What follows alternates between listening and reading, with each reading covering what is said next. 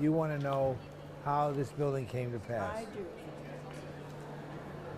Scott Cowan, my friend who I admired, who was dean of the business school, came to me. Why don't you hold on? We're gone. And said,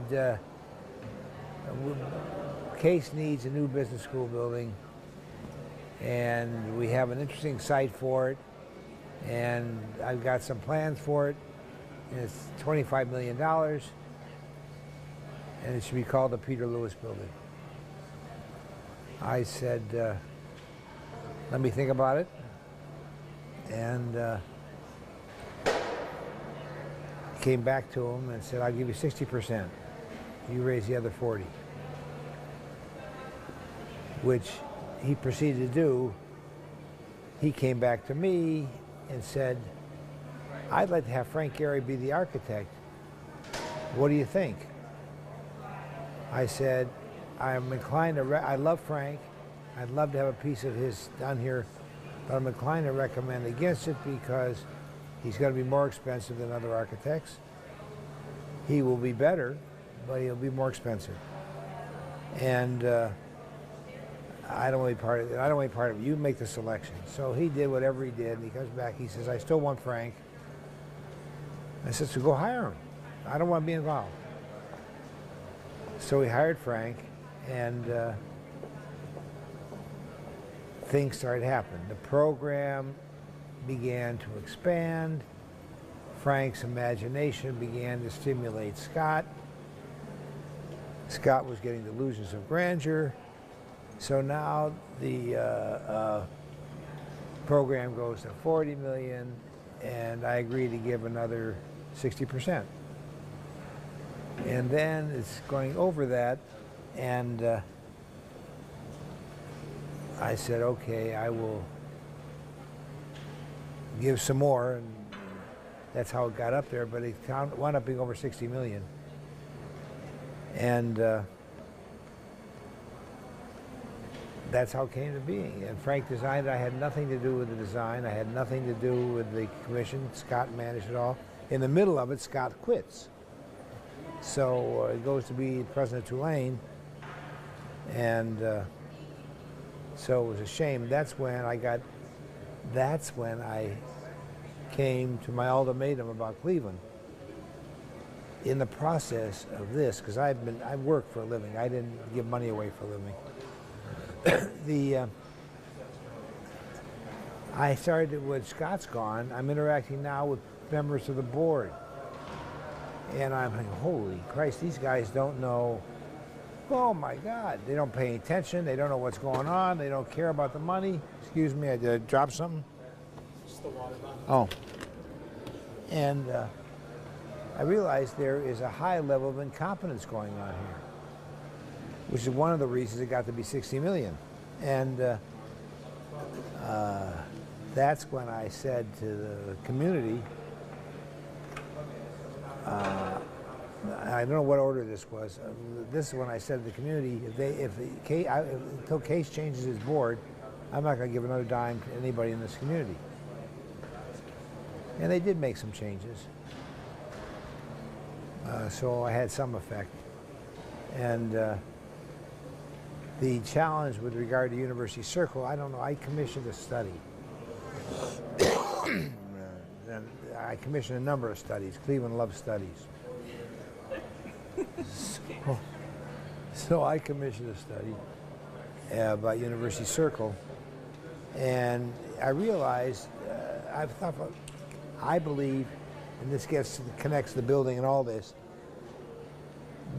a key element in the decline of Cleveland, which was terrible and precipitous, was within our lifetimes, was due to the decline of this university, which it was falling off the map in quality and in every respect possible.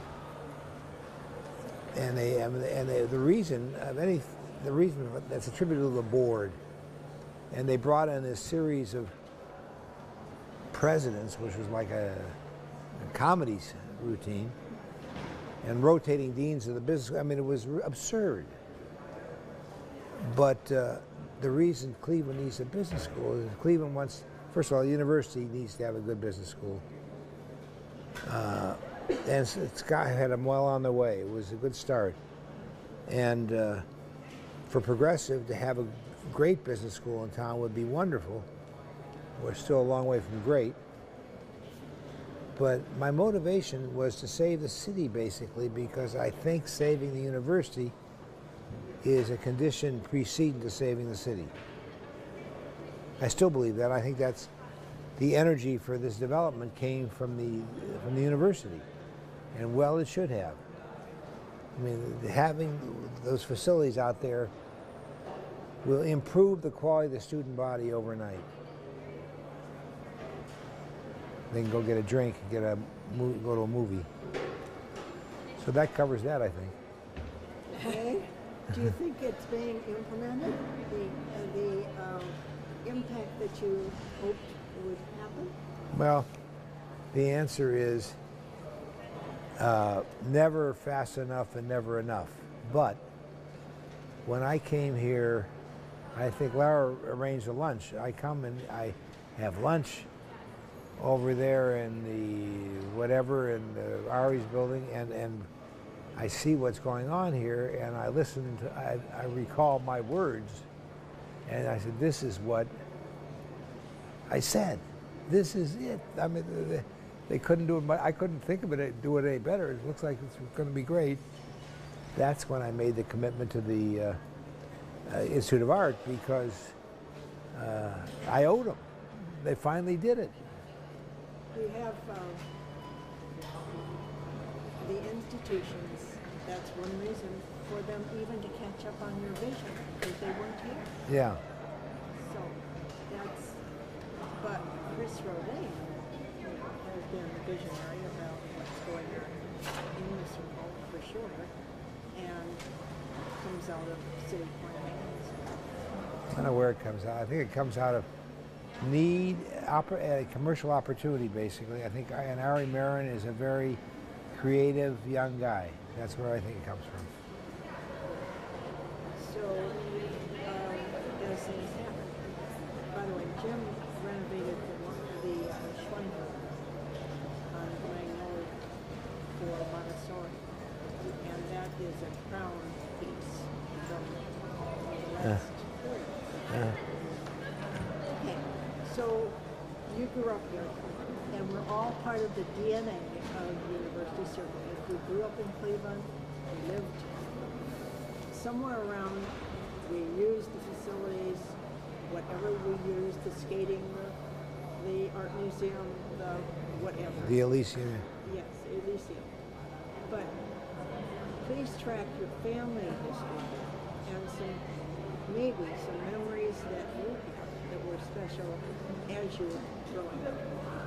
Well, I grew up in Cleveland Heights. My mother's house was 1706 Magnolia, which is literally a block from here. My mother's parents' house, and where she grew up, and where I spent wonderful hours. My grandmother was she was a queen, and lived in this big house and a garage with garage apartments and stuff. It was, we didn't know from in Cleveland Heights, and I, for a couple, when we were exposed to polio, and my baby brother was born, so I lived down here, lived there for about 4 months. Used to pedal my bike up Cedar Hill to go to Roxborough Junior High.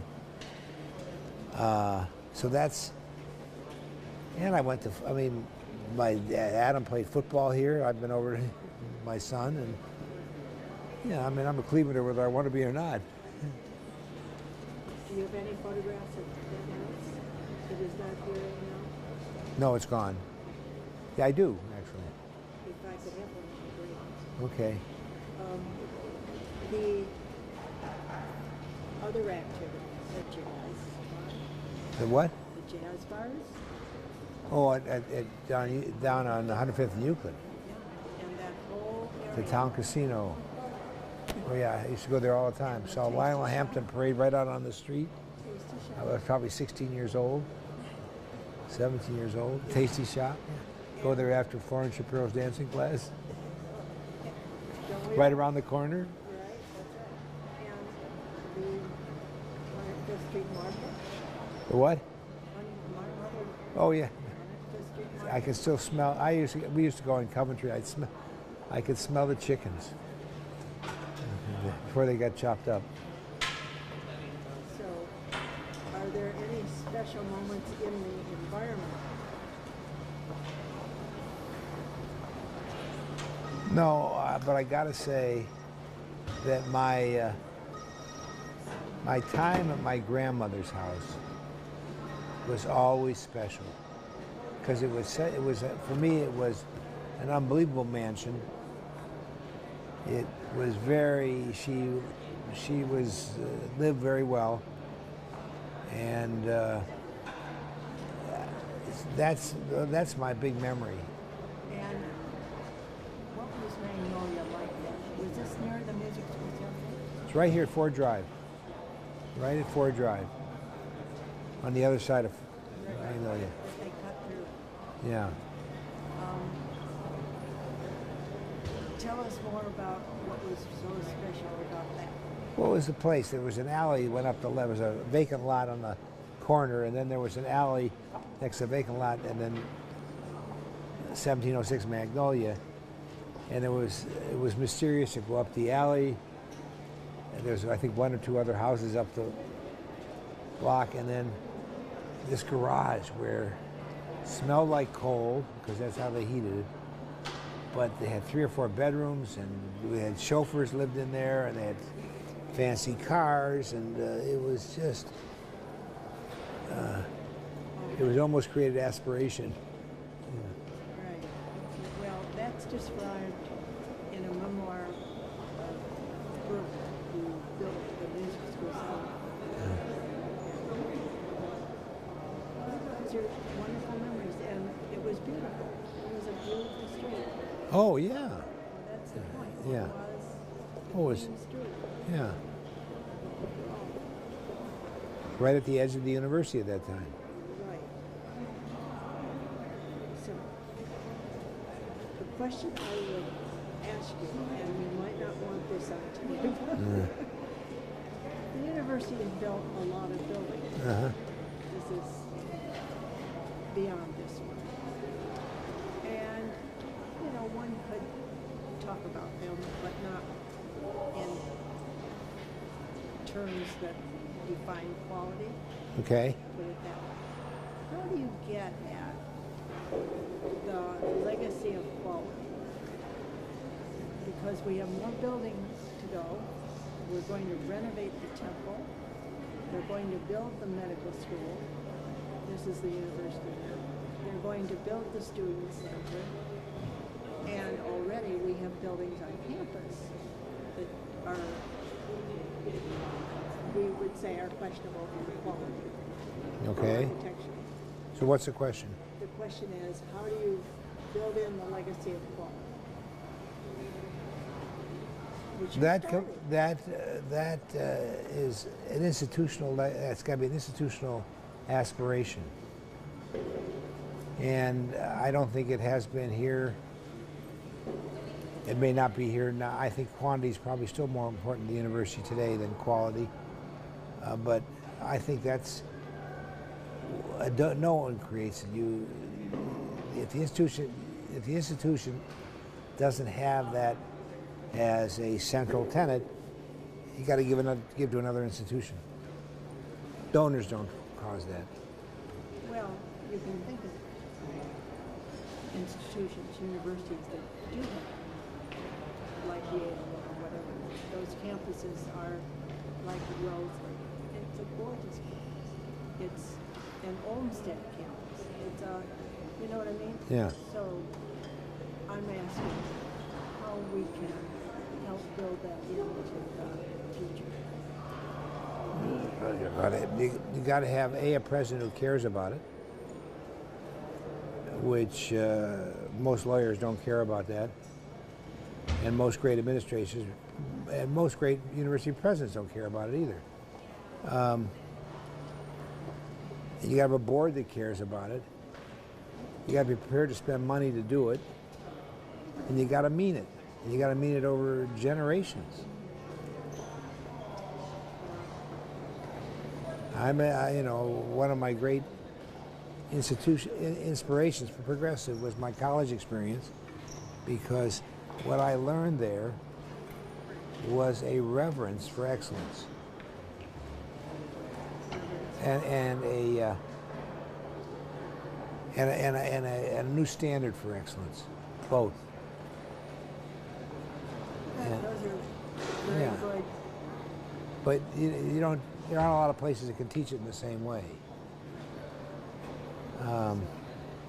So, I mean, well, that'd be my impossible answers.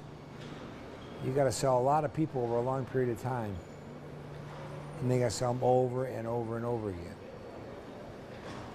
You got to hire good architects and pay them.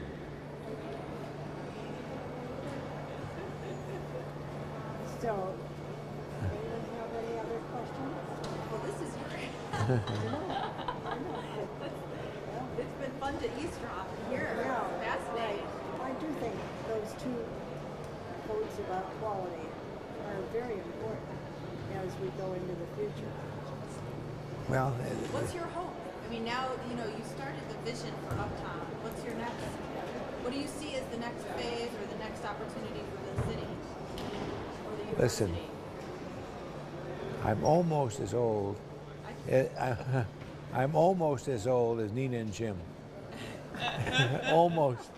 And I don't think much about anything but being able to get up and walk to my car and walk away from my car. All this other stuff is,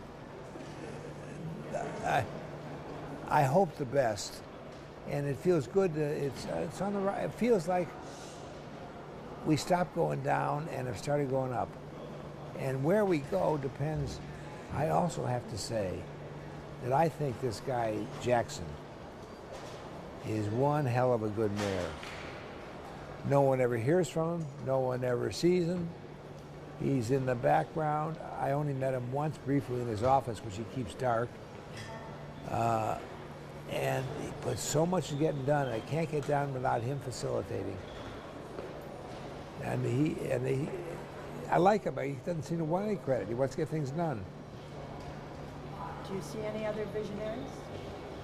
Visionaries?